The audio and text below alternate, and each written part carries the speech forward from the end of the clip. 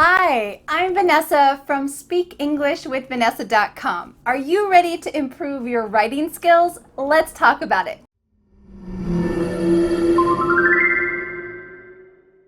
Are you ready to write like a pro? Today, let's talk about my top 8 tips to help you improve your writing skills. If you ever need to write business emails, write academic essays, write essays for English exams like the IELTS exam, you need to practice perfecting your writing skills. Throughout these 8 tips, you're going to see that in general, writing emails is more relaxed and more informal than writing essays. When I write to my tax accountant, when I write him an email, I say, "Hi, George," and I keep it clear and simple. He doesn't have much time, I don't have much time, so this is the best way to write emails. But for essays, it's a little bit different. If you're taking the IELTS exam or another English exam, you can't write just a few sentences. You can't just use bullet points. You need to write 4 paragraphs, maybe more. But the same general principle applies. Every word is valuable and powerful. So you can use these 8 tips to make sure that your language, your writing, impresses other people, is clear, and is easy to understand. Let's talk about them. My first 4 tips fall under the category of don't use repetitive or undescriptive phrases. Every word needs to be powerful. So if you are repetitive or if you are not describing something with each word, you don't need it. You need each word to pack a punch. Pack a punch is a great idiom that means powerful. You need each word to be powerful. Let's start with the first tip. First tip is to avoid using the word I. In emails, it's going to be necessary. You're going to have to say, "I'm writing you to follow up about something." Emails, no problem. But in essays, no way. Especially essays that are not about your personal opinion. Let's take a look at a quick example. Let's imagine that you're writing an essay based on the topic, "What are the advantages and disadvantages of social media?" You might think that you're talking about your opinion and you should start with, "I think that social media," but in reality, cut out "I think." Start with social media, and then you can go on to create a beautiful sentence. "Social media often creates the illusion of relationships while leaving users feeling empty inside." Great, this is descriptive, it packs a punch, and it does not use the word I. Number 2 is contractions. When you're writing an email, it's perfectly fine to say, "The director isn't available at 4 p.m. But when you're writing an essay, an academic essay, an IELTS essay, an exam essay, no way. Try to write out the full words. For example, "The graph does not show which product sold first." Great. You didn't say "the graph doesn't show." Instead, you said "the graph does not show." Excellent. Simple tip, avoid contractions in essays.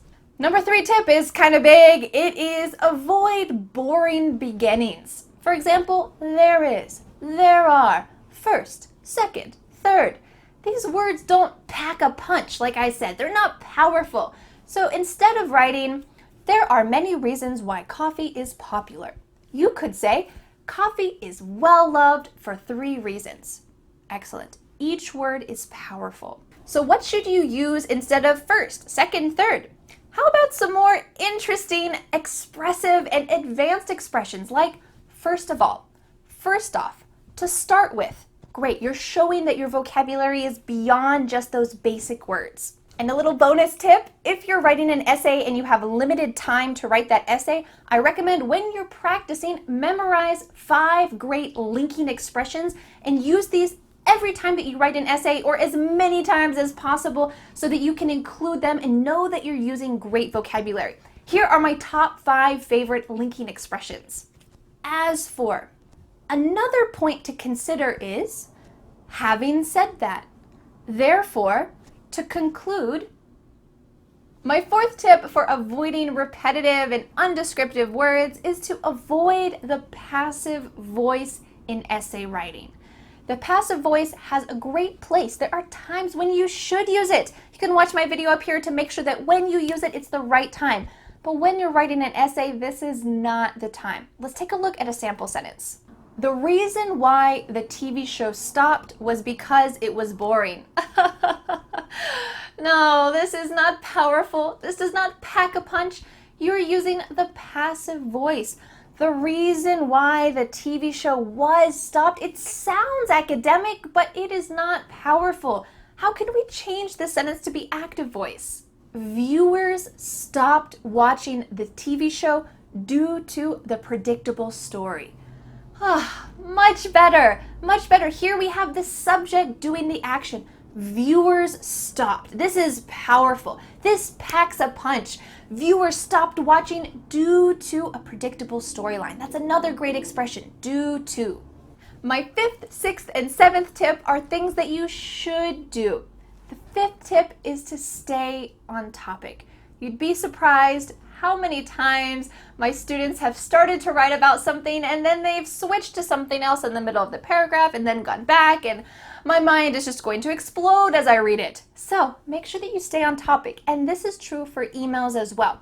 Are you writing about Friday's shipment? Stick to that topic. If you have multiple topics, just use bullet points. I'd like to email you about Great. Use those bullet points to be clear and precise and short. Of course, in an essay, you're not going to use bullet points, but if you have a topic for that paragraph, stick to it. Let's imagine that you're talking about some of the reasons why coffee is well loved, and your first reason is that people enjoy getting that boost of energy from coffee. Great. Stick to that topic. Stick to the boost of energy, that good feeling that people get. Don't talk about addiction. Don't talk about taste. Stick to that topic. My sixth tip to do is to summarize at the end. If it's an email that's only a paragraph, write a one-sentence summary. I look forward to talking to you again at 9 a.m. on the 15th. Beautiful. If it's an essay that's a couple paragraphs, write a 3 to 5 sentence summary. Excellent. Don't forget this tip. It's so valuable. My seventh tip, do not forget, is to check your writing. If you're writing an email, there is a big difference between we are choosing to cancel our contract and we are not choosing to cancel our contract. Take a few seconds to read over your email before you send it. And for an essay, if you have 1 minute left, if you have 30 seconds left before you need to turn it in, read over it. Read over it as many times as you can. Check your writing. My eighth tip and final tip is a bonus. It is to write every day.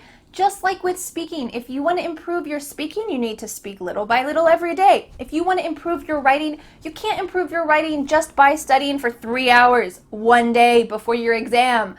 You need to practice little by little every day. So how can you do this? One of the easiest ways is to just simply keep a journal. Every day when you get ready to go to bed, sit down and write a couple sentences about your day.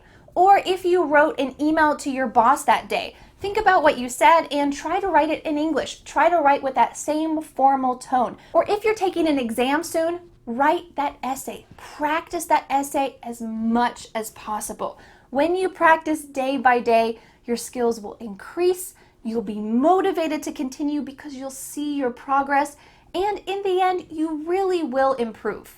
And now I have a question for you. In the comments, let me know, have you ever needed to write formally in English? Maybe a business email, maybe an exam, maybe an academic essay.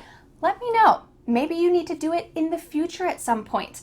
Thanks so much for learning with me, and I'll see you again next Friday for a new lesson here on my YouTube channel. I'll see you later. Bye. The next step is to download my free ebook, 5 Steps to Becoming a Confident English Speaker. You'll learn what you need to do to speak confidently and fluently. Don't forget to subscribe to my YouTube channel for more free lessons. Thanks so much. Bye.